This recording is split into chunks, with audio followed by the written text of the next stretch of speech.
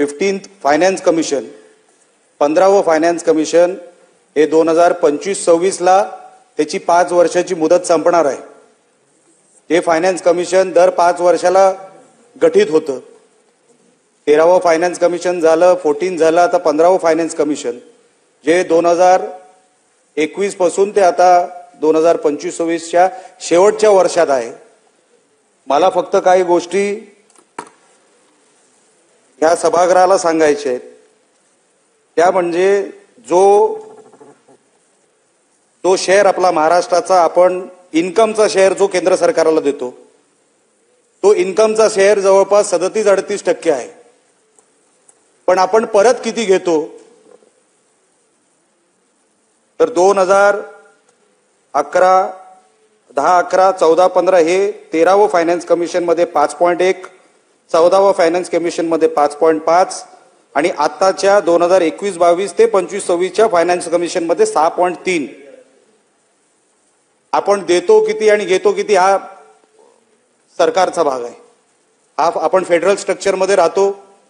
सन्मान्य दादा, आपण article 280 of the Indian constitution च्या प्रमाणे आपण फेडरल स्ट्रक्चर मध्ये असल्यामुळे आपण देतो किती आणि इक्वल शेअर हा आपल्याला मिळतो का, हा आता त्याच्यातला भाग वेगळा आहे।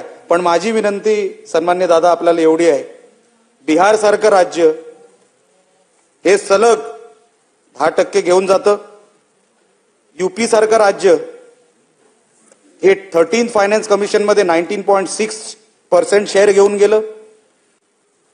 14वं फायनान्स कमिशन मध्ये 17.9 घेऊन गेलं आणि आता यूपी आपलं शेअर तर 17.9 हे यूपी घेऊन जातं।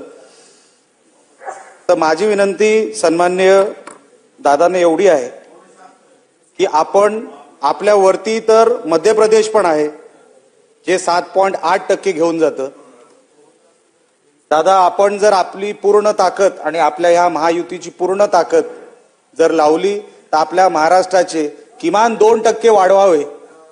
त्या फायनान्स कमिशनच्या आता नवीन जे काय गठीत होईल फायनान्स कमिशन पुढच्या 5 वर्षासाठी आणि त्याचं हे शेवटचं वर्ष आहे, म्हणजे 100% त्याच्यामध्ये आपल्या सगळ्यांना विचारात घेऊन पुढचे 5 वर्ष आणि 5 वर्षात काय होईल, किती टक्क्यावर महाराष्ट्र राहील हे ह्याच वर्षी ठरणार असल्यामुळे मी सन्मान्य दादा यांना विनंती करतो, अध्यक्ष महोदय, की आपले महाराष्ट्राचे किमान 2% अजून म्हणजे 8.3% पर्यंत दादा आपण ही टक्केवारी घेऊन जावी। म्हणजे महाराष्ट्राला जरी आपण 37-38% देतोय तरी आपल्याला किमान 8%, 8.3% जरी परत मिळाले तर फिस्कल डेफिसिटचे पैसे आपण जे काय 1,39,000चा जो काय इकडे जे काय हे आहे डेफिसिट आहे ते डेफिसिट कमी करण्यासाठी या पैशाचा उपयोग होऊ शकतो। म्हणून मी सन्मान्य दादांना या माध्यमातून विनंती करतोय।